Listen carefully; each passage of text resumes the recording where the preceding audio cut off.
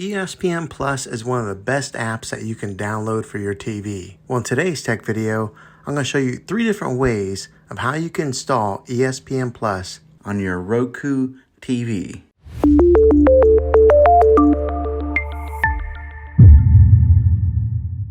It can be really frustrating if you want to watch some of the great content that is on ESPN Plus and you find that your TV is unable to download it. If your TV is an older model of smart TV, then it could prevent you from downloading this app.